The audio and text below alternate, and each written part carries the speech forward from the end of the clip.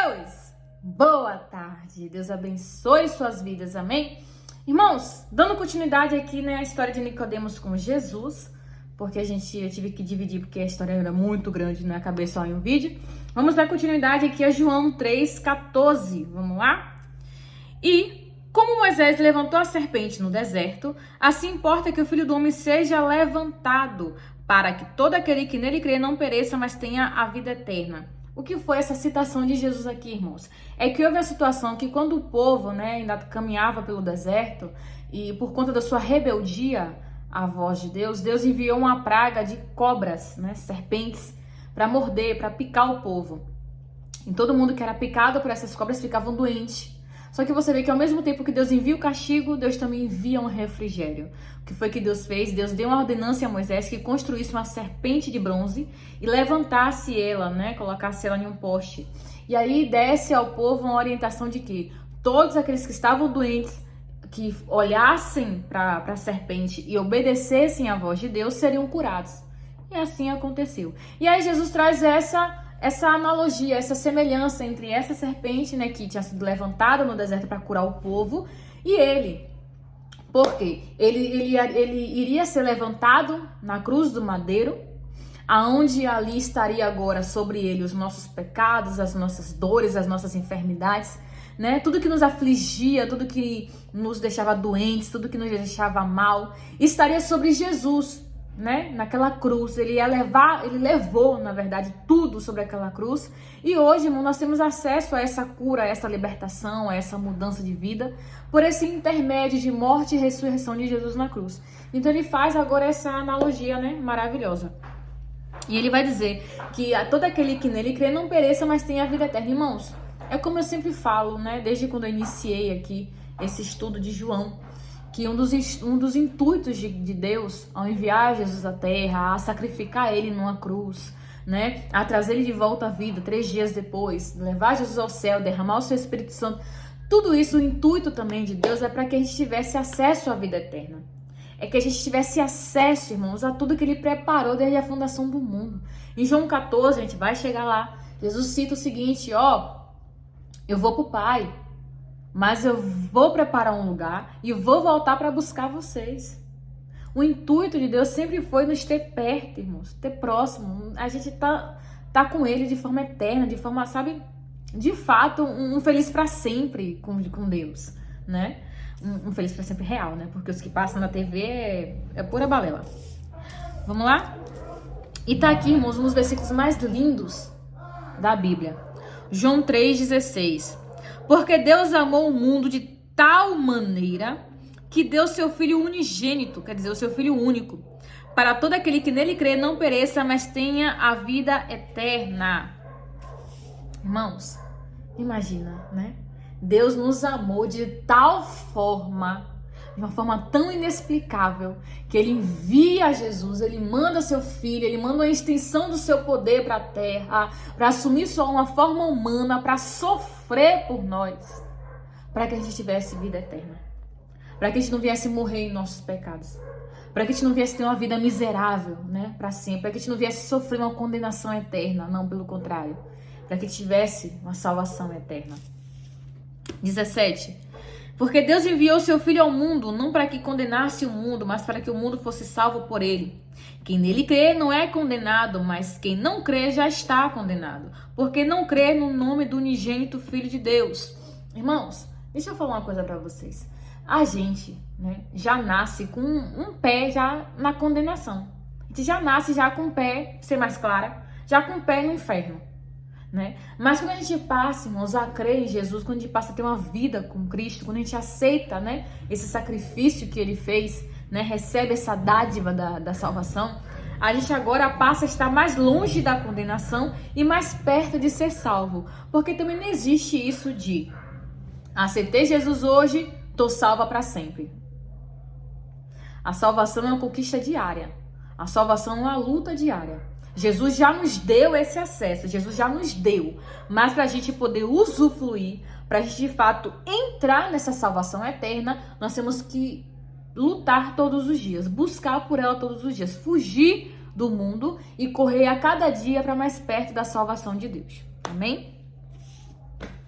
Versículo 19. E a condenação é esta, que a luz veio ao mundo e os homens amaram mais as trevas do que a luz, porque as suas obras eram más.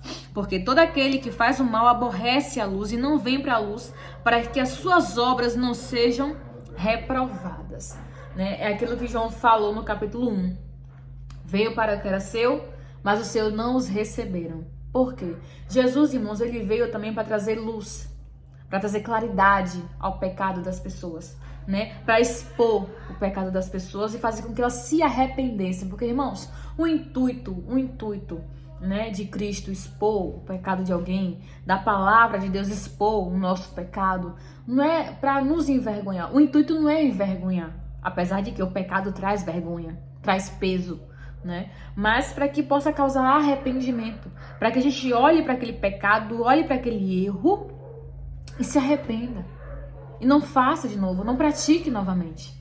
Mas que a gente venha para a luz, para que a gente possa vir para uma vida clara, uma vida reta, uma vida digna, uma vida sem tropeço, uma vida do que a gente não tem do que se envergonhar, uma vida do que a gente não deve nada para ninguém, uma vida que a gente possa andar de cabeça erguida, uma vida onde a gente tem um nome limpo na praça, né? Um nome limpo diante das pessoas. Então essa é a vida também que Deus quer para nós, irmão, uma vida clara, uma vida reta, uma vida de obras, né? Confirmadas por Deus, uma vida de obras, onde tem lá a assinatura, né, de Deus embaixo, confirmando, aceitando o que a gente faz. Irmãos, pense que vida maravilhosa é essa. 21. Mas quem pratica a verdade vem para a luz, a fim de que suas obras sejam manifestas porque foram feitas em Deus, né? Então, assim, esse versículo resume o que eu acabei de falar.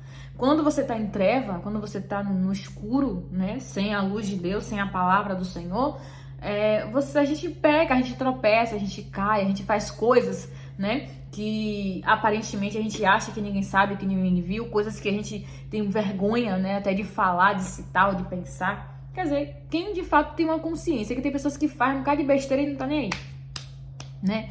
Mas que bom aquelas que têm consciência do erro que faz e busca se arrepender.